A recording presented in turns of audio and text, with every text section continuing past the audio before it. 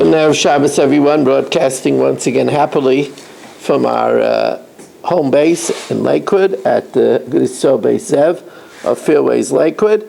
And we are sponsored by the Rubin family with the tefillah, you should have a healthy Ben Zachar and Hatzlach Ruchnias and Gashmias, and by a wonderful woman sponsoring the shir with the hope that her two daughters should find their shidduch quickly and easily. We also remind you to join dailygiving.org. Today they gave $24,000 plus dollars to an organization that sends tractor trailers of food and necessities that they save from places that would throw it away. Mamish, whole tractor trailers full of stuff. And they send it to places all over the world that it's necessary. So dailygiving.org, every day giving $1. I do this myself. Every day giving $1 to where it's needed. V'ata tetzaveh es b'nei Yisrael v'yikhu eilecha shemen zayis zoch. And the pasuk says, lahalos ner tamid, to cause to rise a perpetual lamp. So Rashi says, what does it mean, lahalos ner tamid?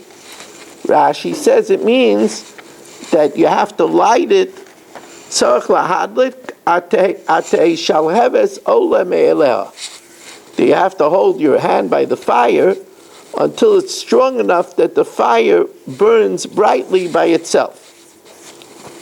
So the world asks a question that later on in Parshas Ba'aloischa, when it says Ba'aloischa Saneris, so first Rashi says that you should light it until the fire rises by itself. But there he says another pshat. It's to tell you that Aaron raised himself and there was a mila, there was a rock with 3 steps, and Aaron stood on that rock and lit the candles, lit the menorah. So they ask, why doesn't Rashi say that second reason here as well? That's a kasha that everybody asks. I think the simple answer is that over there it says B'haloischa, when you raise. So you could also learn that it's talking about that Aaron raised himself, because it says B'haloischa. Here it says Lahalois ner. So it's not talking about Aaron. But the Mayim Yecheskel says the following answer. The Mayim Yecheskel says that over there it's talking about Aaron lighting the menorah. Aaron was of regular height, and therefore, since a regular height of a person is 3 amas, 18 tvachim, and we learned in Masechtas Menachos the menorah was high 18 tvachim, so he needed to go on a stool, on a rock, in order to be able to light. On the other hand, over here in Tetzaveh, Moshe Rabbeinu is doing the lighting by the inauguration. And Moshe Rabbeinu was 10 amas. Therefore, Moshe Rabbeinu didn't need a ma'ala, because he was 10 amas tall.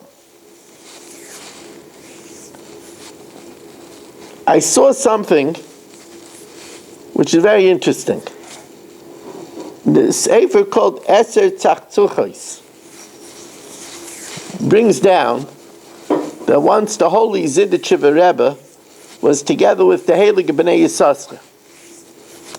So the Zidichiver Rebbe told the B'nai Yissaschar that there's a prominent machzor, this is of course talking about an ancient machzor, that had an illustration of Moshe and Aaron, and it depicted Moshe as being tall and Aaron short and wide. So he asked, how did the illustrator know this? So the Heilige B'nai Yissaschar said, well, it's obvious. So Moshe Rabbeinu was 10 amas tall. So he was a giant. 10 amas is like 20 feet. Aaron was regular height. But it says, sometimes it says, who Aaron or Moshe, sometimes it says, Moshe v'Aaron. So it says, Malamed Shishneim Shkulim. So if Moshe was tall and Aaron was short, but they were equal, it must be that Aaron was wide. So it balances it out. So it's interesting, the crowd laughs. The Talmidim of the Zidichava laughed. So the Zidichava right away quieted down and said, if they came out of the holy mouth of Bnei Yissaschar, there's a Rozin Doraisa, the secrets of Doraisa here. But this begs another question. Can you have illustrations of Moshe and Aaron? Nobody knows how Moshe and Aaron looked. So what are you making illustrations of them? That doesn't sound like Teres Emes. So it's interesting that the Mechaber of the Eitze Playas HaTorah asked Reb Chaim Kanievsky, and Reb Chaim Kanievsky wasn't bothered by it. Neither was the Minchas Yitzchak. But the Sefer Shalos Teshuvos Dvar Shmuel was. He says, how could you go ahead and depict these holy people? It's a bizayon to make pictures of them. And the truth of the matter is I feel very strongly, of course, I'm not even the dirt under the toenails of Rav Chaim Kanievsky and the Minchas Yitzchak. But Libi Amali, that a person trains himself when he sees a picture to have Dmus Dyuknoi Lefana. A Lubavitcher Chassid might walk around with always having the Rebbe before him. A Talmud of Rav Moshe might have Rav Moshe before him. A Talmud of Rav Miller might have Dmus Dyuknoi of Rav Miller. So you'll say, Rabbi Weiss, excuse me, but if you're going to train yourself to have Hashem before you. Shivisi Hashem l'negdi tamid. The mitzvah d'oraisa of Es Hashem l'ikecha tira. The answer is that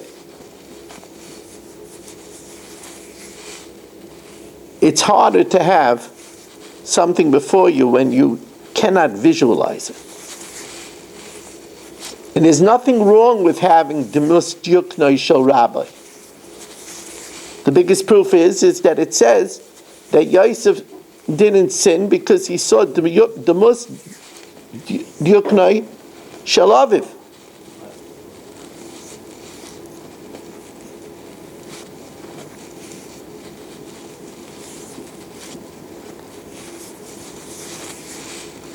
It says Vayetze, by Yaakov Avinu, it says Vayetze Yaakov. It says Vayetze stands for Vayar Yaakov Tzuras Aviv. Yaakov also did that. Because there's nothing wrong with having the Dmus of your Rebbe.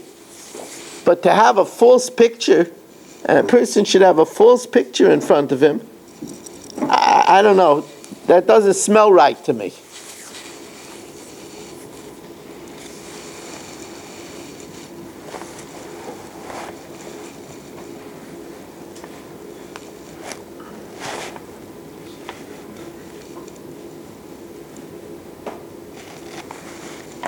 It says in Pasuk a very interesting thing. Vaya pi roishay b'seichai. The Me'il, it had an opening at the top, and Safa Yiyah Lepiv.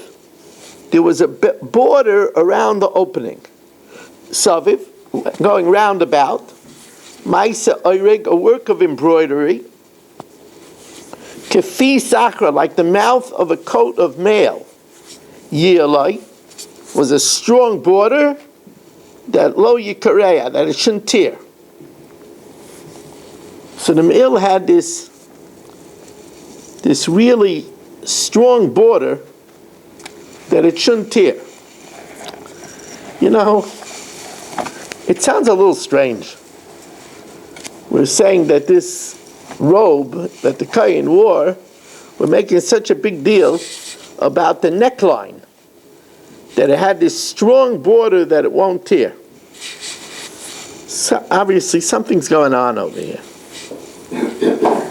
So I found that the Imrei Noyam brings down from a Bali Tosfos, for one of the Bali Tosfos quotes a medrash, that when the Kohen Gadol went into the Kodesh Kodashim on Yom Kippur to be Makdir Ketores, the Satan grabbed him by the neckline to try to stop him from going in. And the neckline was very strong and it wouldn't tear, and therefore the Satan couldn't prevail. Now you'll ask, but when the Kohen went into the Kodesh Kodashim, he didn't wear the mill. He wore the big day lovin'. So the Mefarshim say on this Tosfos that obviously in the big day lovin' there was also such a border that was reinforced.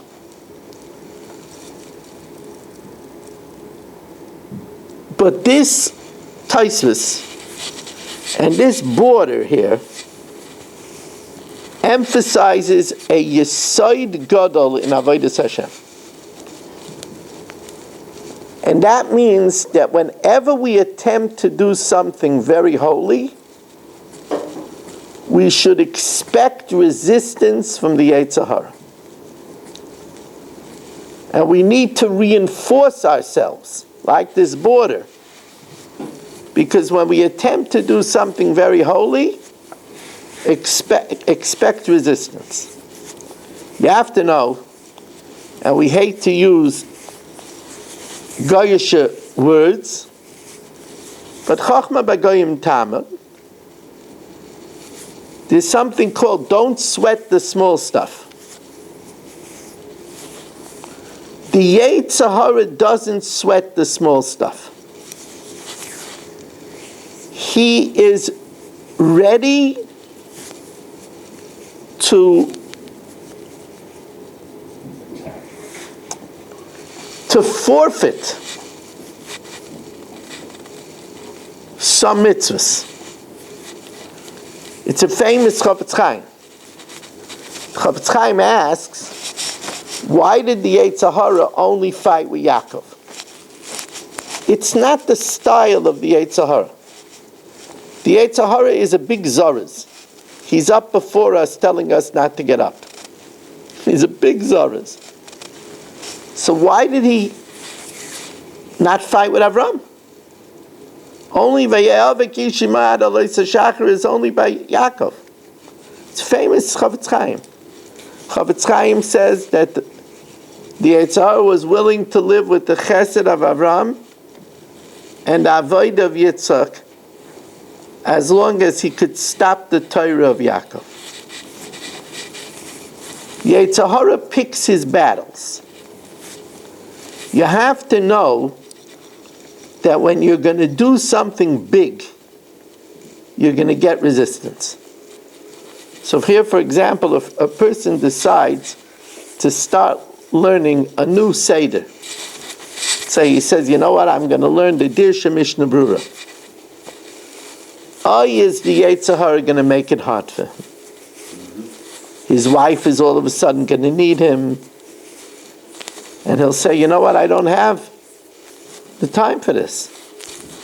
There'll be a very hard one, and he'll say, I'm not cut out for it. That's the way it works. When it's anything that's big Kedusha, for example, some people find Kibbud Av V'Eim very difficult. This Kibbud Av V'Eim is a lot of Kedusha. Woo! Kibbud Av V'Eim, it says that there's three partners in man: Father, Mother, and Hashem. Hashem says, I'm the silent partner. The way you treat your parents, that's the way I know you'll treat me. So it's a barometer of how we'll treat Hashem. Another Inyan is Shalom Bayis. People say, well, I get along with everybody. My wife can't have everything. Because the Yetzer Hara doesn't bother when he gets along with everybody. He bothers him when it comes to his wife.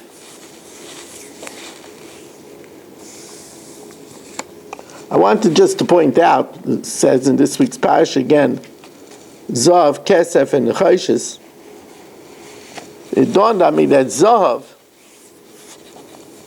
Zayin Hey Veis, if you use the Hey twice, which we do, like I told you, Kelev is Kol Lev, so we use the Lamed twice. Because the dog is very loyal, it doesn't bite the hand that feeds it. Zahav is Zehav. This was meant to give.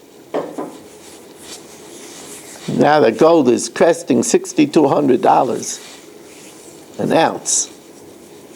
I remember buying gold at $259 an ounce. Gold is now cresting $6,200 an ounce. You know what the biggest purpose of Zahav is? Zehav. It's meant to give. You give? Woo! You're using your gold wisely. We said also that Zahav is Biza, disgrace. Because money causes a lot of people disgrace. A person could be known as a cheat, the money is disgracing him. A person could be known as a miser, the money is disgracing him.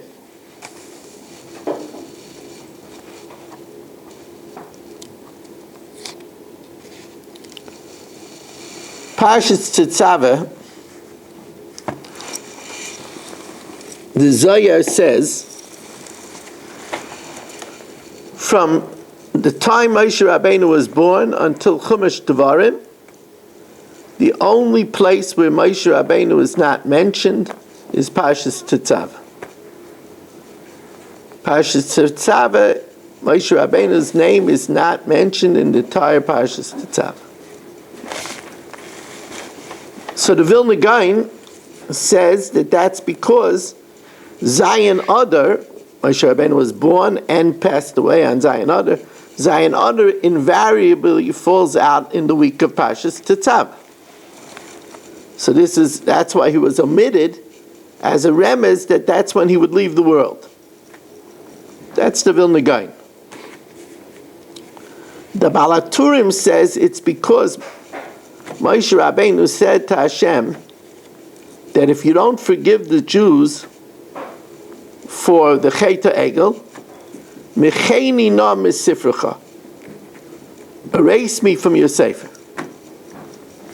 Now, even though Hashem would forgive the Jews, Salachti kidvarecha, but it says, Kilalas chacham, the curse of a chacham, afilu al t'nai hiba. Even if the condition is fulfilled, it still happens. So therefore he had to be erased. So then it begs the question, so why was he erased from Tetzaveh? Why Mecheini na mesifrecha asher? Why from Tetzaveh? So some say it's because Tetzaveh is the parasha right before the Chet HaEgel. And since he was asking, if I don't forgive about the Chet HaEgel, erase me, so they left him out in the parasha right before the Chet HaEgel. Others say a beautiful remez. It says, Mecheini na mesifrecha asher. Asher is B'gematria 501, and Tetzaveh is B'gematria 501. So that's Mecheini na mesifrecha asher. Some say mesifrecha is Mesefer Chaf, the 20th parsha. And the 20th parsha is Tetzaveh. You have to know how that works out. It's not so simple, but that's what they bring down.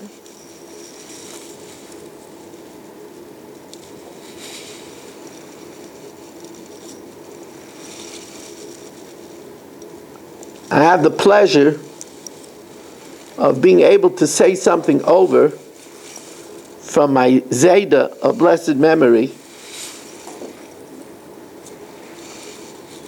Reb Menachem Yorowitz, it's my maternal grandfather. My maternal grandfather is a perfect example of Eze Chacham Haroya Asanoilad.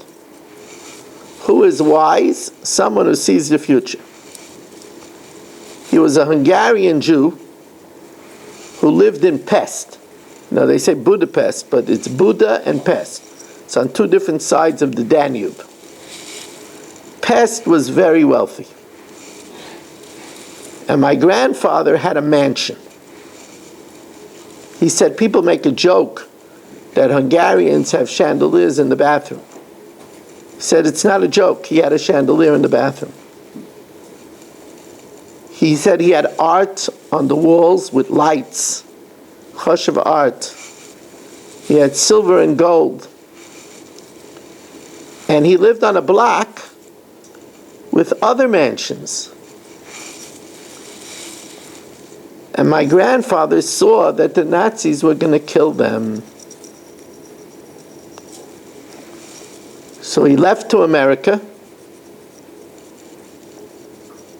in 1937 and created the wherewithal that he should be able to bring his family out. He opened up a store around the corner of 13th Avenue.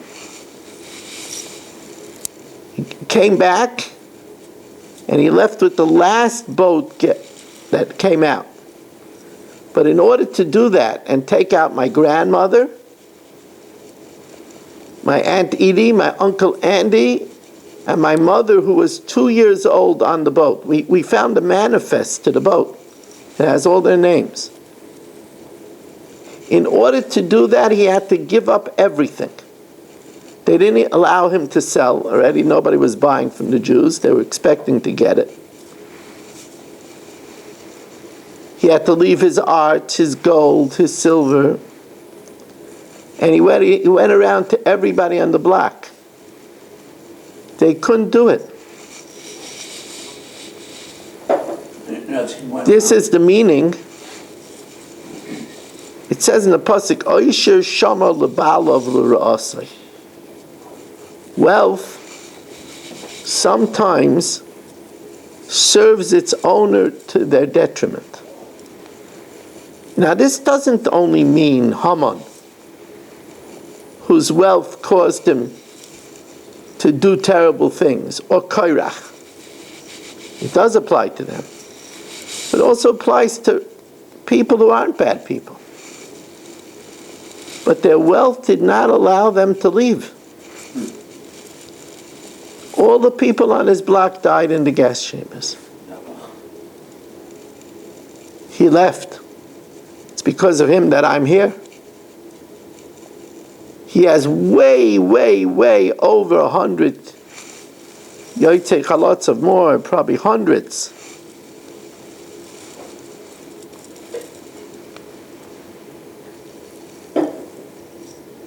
So my grandfather said a pelodic thing. If you look at the last pasuk in this parsha, in Tetzaveh, it says the following: Yechaper olav l'dayreisechem, kodesh kadoshim hu la'Hashem. That's the last words of Tetzaveh. I believe this is my grandfather's own word because he was a big bucky in Gematria. Look at the Rosh Tevis of this pasuk. Yechaper is a yud, that's 10. Olav is an ayin, is 70, so that's 80. Lidorosechem is a lam, is 30, so that's 110. Kodesh is 100, that's 210. Kodashim is 100, that's 310. Hu, hey is 5, is 315. La Hashem is a lamed, is 30, is 345. 345 is B'Gematria Moshe, which is 345. Mem Shin Hey, it's 345. So we find that although Moshe Rabbeinu's name was omitted from the parsha, But Hashem still wanted to give him the cover that it would be hinted in the parasha. So at the end of the parasha, he put his name there. It's almost humorous that the person who was Anav Ma'od Mikol Adam, Moshe Rabbeinu was the humblest of all men, he keeps on getting omitted. It doesn't mention Moshe Rabbeinu's name in the entire Haggadah. So purists will tell you that's not true, Rabbi Weiss. It says Vayaminu b'Hashem u'b'Moshe Abdoi. So it does mention his name, but it doesn't mention him directly in the entire Haggadah.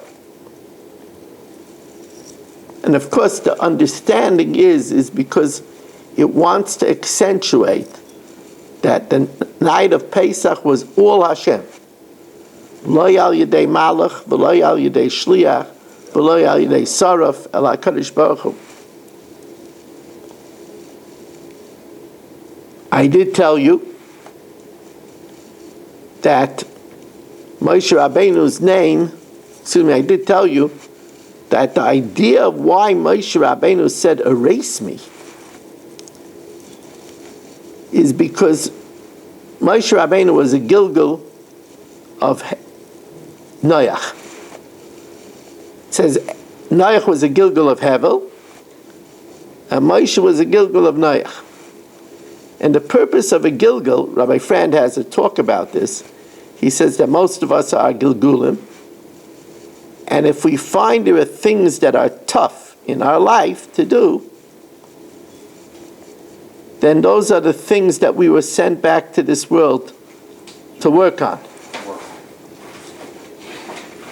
And Moshe Rabbeinu was sent back to work on what Noach was missing. What was Noach missing? That he didn't do enough to save his generation.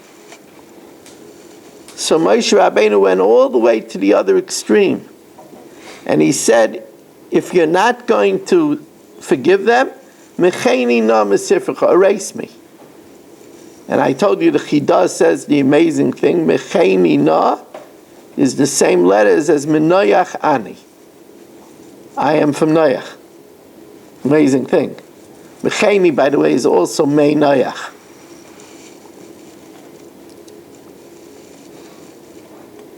As always, I want to thank you for joining us for this segment. Remember dailygiving.org. Please join it. $1 a day. Person shouldn't say, what's $1 a day going to make a difference? It's going to cost me $365, but $1 a day. From these dollars a day, they're giving $24,000. They're coming close to $25,000 a day to time, to Atzala, to oil. It's amazing what they do. dailygiving.org. And now we're going to do Mishnah Yomis.